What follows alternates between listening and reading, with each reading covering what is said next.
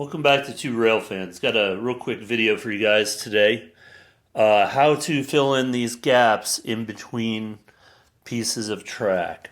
Until recently, I wasn't aware that somebody even sells something to fill in these gaps here, because when you're putting together your track, if you're using flex track, you're going to be trimming ties off as you solder sections together or connect them. If you're like me, most of us have a bunch of these laying around. Here's a small number of them right there. And it's really easy to fill in these sections. I saw somebody do a mail call and they had ordered some Walthers, I can't remember the term they use for them, filler ties. And basically what Walthers sells is pairs of these ties for their track. And instead of having the ties and the plate or the buckle on the top here, it's flat. So it matches. If you're using Walther's track, it'll match. But it doesn't have this on the top. And that way, theoretically, you can slide it underneath your track. The problem I see is when you have a track connector down here, that track connector is obviously sitting lower than the rail. So even if you have one of these and you don't have the ties or the buckle on the top, you're not going to be able to just slide it in. Assuming your track is flat and level, you're not going to be able to slide it just in underneath. And there's really no reason to spend the money. I think they charge, I saw $10 and something for 12 pairs, 24 pairs. It doesn't even matter how many pairs. You can buy an entire 3-foot section of flex track for like $6. So also you have these if you trimmed it off. So if you really want it to match, the first thing you need to do is figure out if the piece that you're going to be putting in goes underneath a rail connector. So if it does, then you're going to need to do some additional trimming.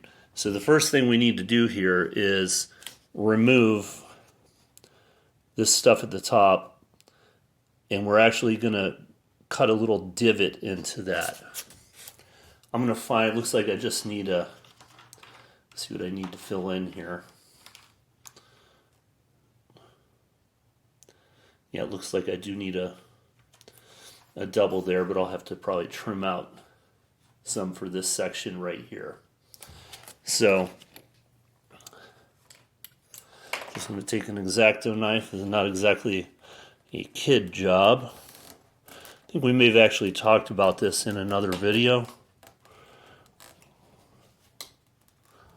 but I don't think we actually have done a video on this before.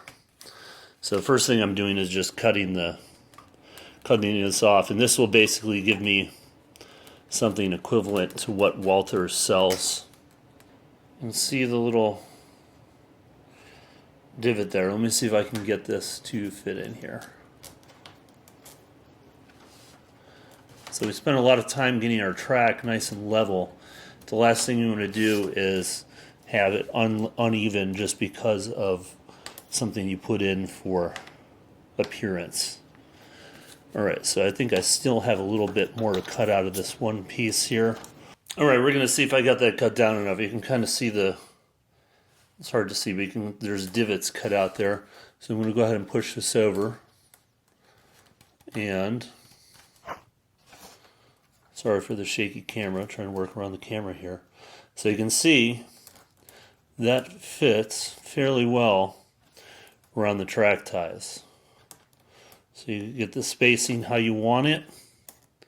Alright, that looks pretty good to me. So once you get it how you want it, just come in with a little bit of glue.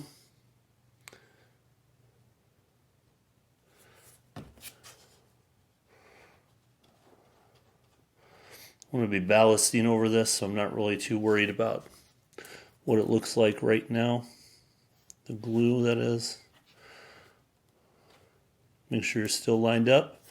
And there you go, you got it filled in. I'm going to show you one more spot on our layout that's a little more complicated. And if you're soldering together flex track instead of using sectional track, this is probably something that you're going to run into as well. Alright, so I'm down on the section that we've been doing some painting work on.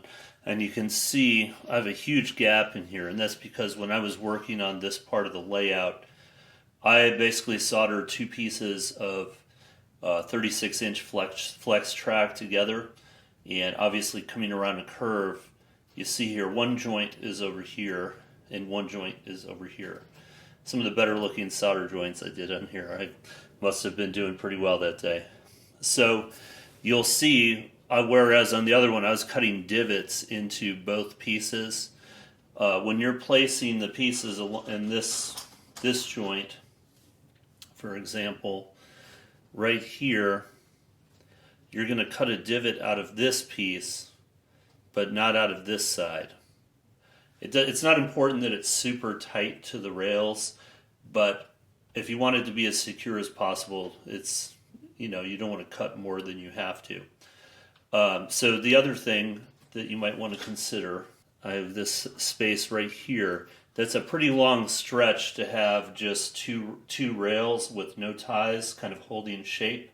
It's pretty easy to get everything out of gauge if you're not careful. So if you take a pair of ties like this and just cut the spikes off of one side with a little bit of work, you should be able to get it in. I'm going to hope I don't want to put too much force on here. See how those are against the rail here? So I'm going to take my file here, and I'm just going to stick it underneath and just try and lift this up just a tiny bit, because these rails are glued here, and see if that's enough for me to get these spikes underneath. It may not be, but let's give it a shot. All right, got one underneath.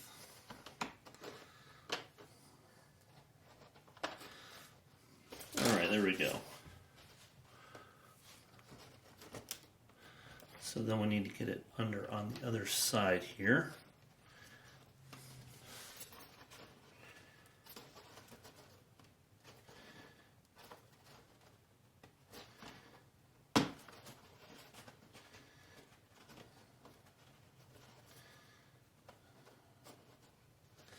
All right, there we go. So you can see what we have with this here is actually functional as well. So we've re-added this, but although it's just on one side, we do have the supporting piece here on this edge. I removed it from these edges. So in adding this is going to help keep this track engaged, and then I can come back and do the same thing I did on that first piece today and add some cosmetic pieces in here, because these are the pieces where I'm going to have to completely remove one side. So it looks like I need a double here and a double here, and of course with flex track some of these are automatically cut anyway, but you can do singles or you can do a double and cut it, and you're just going to basically twist it to the shape you want. That's all I have for you guys today. I hope that saves some of you some money instead of buying the prepackaged product, which I don't think is the correct size, the correct height anyway. And I hope this little trick here is something new to some of you guys. Anyway, please leave me a comment. Let me know what you think, and we'll catch you guys in the next one.